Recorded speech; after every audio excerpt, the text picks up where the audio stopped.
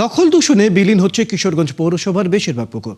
ময়লা আবর্জনা ফেলে কৌশলে ভবন নির্মাণ করছেন দখলদাররা, এমনটাই অভিযোগ এলাকাবাসীর। পুকুর ভরাট হওয়ার মাছের যোগান সহ ক্ষতি হচ্ছে আশেপাশের পরিবেশ।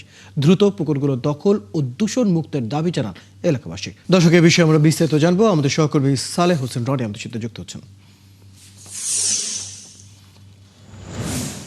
রনি, আমরা আপনার প্রতিবেদনটি দেখছিলাম, বেশ কিছু তথ্য সেখানে উঠে এসেছে এই দখল এবং দূষণে বিলীন হয়ে যাওয়ার কিশোরগঞ্জের যে বেশ কিছু পুকুর রয়েছে সেই বিষয়টা। আসলে ময়লা আবর্জনা ফেলে কৌশলে এই যে ভবন নির্মাণ করছেন দখলদাররা, এমন অভিযোগ করছেন এলাকাবাসী।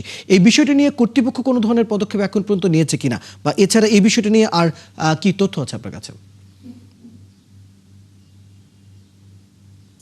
রয়্যাল, আপনি প্রতিবেদনে দেখছিলেন যে কিশোরগঞ্জের যে পুকুরগুলো ছিল সেই পুকুরগুলো কিন্তু রাতের আধারে ভরা হচ্ছিল, এবং সামাজিক যে আন্দোলনকারী আছে কিশোরগঞ্জের পরিবেশ রক্ষার নিয়ে যারা কাজ করে, সেই পুকুরগুলি যখনই আমাদের নজরে বা পরিবেশ আন্দোলন কর্মীদের নজরে যখন আসছে, তখনই কিন্তু এই পুকুরগুলি ভরাট বন্ধ করে চলে গিয়েছে, এবং আশপাশে যে বাড়িঘর আছে সেখানকার যে বর্জ্য এখানে কিন্তু ফেলা হয়।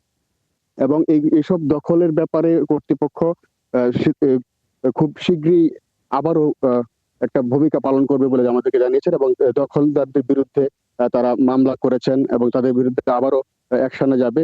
এবং আপনি কিশোরগঞ্জের যতগুলো পুকুর রয়েছে সবগুলো পুকুরের চিত্র কিন্তু একই। আপনি যে পুকুরটা এখন দেখছেন সেখানে কিন্তু ময়লা আবর্জনা ফেলা হয়, এবং এখানে কিন্তু দখলের একটা পায়তারা চলছিল, এবং যখনই এটা দৃষ্টিগোচর আসে যে এটা দখল হয়ে যাচ্ছে, তখনই কিন্তু দখলদাররা এটা রেখে চলে যায়। এবং এখানে যে পরিমাণ মাটি ভরাট করেছিল সেই মাটিগুলো কিন্তু এখানে ঠিকই রয়েছে, এবং আপনি দেখছেন যে একপাশে কিন্তু যে পুকুরটা রয়েছে সেখানে কিন্তু এখানে গোসলের কাজ করা হয়, নিত্য নৈমিত্তিক যে প্রয়োজনগুলো সেখানে কিন্তু এই পুকুরে কিন্তু এটা করা হয়। এবং সেই সাথে সব পুকুরের চিত্র বলতে গেলে একই রকম। এবং এমনও কিছু পুকুর রয়েছে যে কিশোরগঞ্জ পৌরসভার যে বর্জ্যগুলো সেই বর্জ্যগুলো পুকুরের কোনায় ফেলা হচ্ছে, এবং সে কারণে কিন্তু পুকুরগুলো খুবই দূষিত হচ্ছে। এবং এখানকার যে নগরায়নের ফলেও কিন্তু পুকুরের দিন দিন সংখ্যা কমে যাচ্ছে, এবং সেই সাথে এখানকার জনগণের দাবি হচ্ছে এই পুকুরগুলি খুব দ্রুত আবারও পুনঃখনন করে এটার ব্যবহারের উপযোগী করে তোলা। এবং এখানকার দিন দিন যে 27টি পুকুর রয়েছে বর্তমানে ব্যবহারের মতো, সেই পুকুরগুলো নিয়েও কিন্তু তাদের সন্দিহান রয়েছে যে এই পুকুরগুলিকে আদৌ রক্ষা হবে কিনা, রাতের আধারে বন্ধ হয়ে ভরাট হয়ে যেতে পারে। তো এই ব্যাপারে আমাদের কর্তৃপক্ষের সাথে কথা হয়েছে, এবং তারা বলেছে যে কিশোরগঞ্জের এই পুকুরগুলো যেগুলো দখল দূষণ এখনো হয়নি সেগুলো খুব শীঘ্রই পুনঃখনন করা হবে, এবং যেগুলো আধা দখল হয়েছে বা উদ্ধারের জন্য তারা কিন্তু কাজ করে যাবে।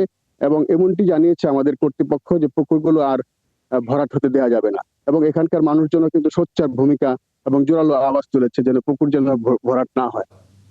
ধন্যবাদ সালেহ হোসেন। দর্শক, আমাদের সাথে কিশোরগঞ্জ থেকে আমাদের সহকর্মী সালেহ হোসেন যুক্ত ছিলেন। সেখানে পুকুর দখল নিয়ে যে কার্যক্রম চলছে সেই বিষয়টি নিয়ে আমরা বিস্তারিত তার কাছ থেকে জানছিলাম।